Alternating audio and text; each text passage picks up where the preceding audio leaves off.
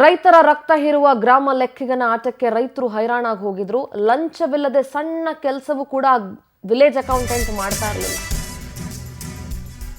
Root level ಇಂದ ಇದೆ ರೀ ಭ್ರಷ್ಟಾಚಾರ ಅನ್ನೋದು. ಯಾವುದೋ ದೊಡ್ಡ ಮಾತು ಬರೀ ವಿಧಾನಸೌಧದಲ್ಲಿ ಇಲ್ಲ, ಗ್ರಾಮ ಪಂಚಾಯಿತಿ ಆಫೀಸಲ್ಲೂ ಇದೆ. ಗ್ರಾಮ ಲೆಕ್ಕಿಗ ಮಂಜುನಾಥ್ ವಿರುದ್ಧ ರೈತರ ಆಕ್ರೋಶ. ಚಿಕ್ಕಬಳ್ಳಾಪುರ ಜಿಲ್ಲೆ ಪರಗೋಡು ಗ್ರಾಮ ಲೆಕ್ಕಿಗ ಮಂಜುನಾಥ್. ಪವರ್ ಟಿವಿ ಕ್ಯಾಮೆರಾದಲ್ಲಿ ಮಂಜುನಾಥ್ ಲಂಚಾವತಾರ ಸೆರೆಯಾಗಿದೆ.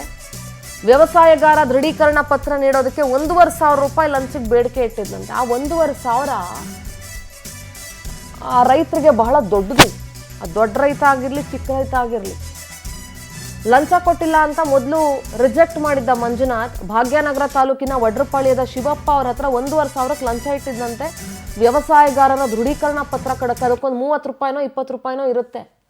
ಇಲ್ಲ ಫ್ರೀನೂ ಇರ್ಬೋದೋ ಏನೋ ಗೊತ್ತಿಲ್ಲ ನನಗೆ, ಆದರೆ 1,500 ಅಂತೂ ಇರ್ಲಿಕ್ಕಿಲ್ಲ.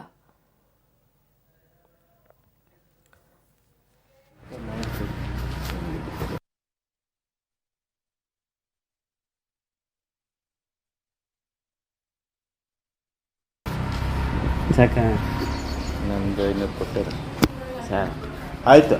ನೋಡಿ ಕಷ್ಟ ಇದ್ರೆ ನೀನು ಅದಕ್ಕೆ ತಗೊಂಡೋಗಿ ಬೇಡ ಅಂದಿಲ್ಲ. ನಾನು ಕಷ್ಟ ಏನಿಲ್ಲ ಸರ್. ಏನದು 2 ವಿಡಿಯೋ ಮಾಡ್ತಿದ್ದೀವಿ. ವಿಡಿಯೋ ಏನಕ್ಕೆ ಮಾಡ್ತೀವಿ ಸರ್? ಬೇಡಪ್ಪ, ಯಾಕೆ ಬೇಕು ನಮಗೆ ಹಂಗೆ. ಅಲ್ಲಿ ನೀವು ರೈತರ ಹತ್ರ ಎಲ್ಲ ಮನೆಗಳ ಹತ್ರ ಹೋಗಿ ಈ ಥರ ಕೇಳೋದು. ATM ಕಾರ್ಡು ಇರಲಿಲ್ಲ. ಎಷ್ಟು ಕೊಡಲಿ ಸರ್? ಎಷ್ಟು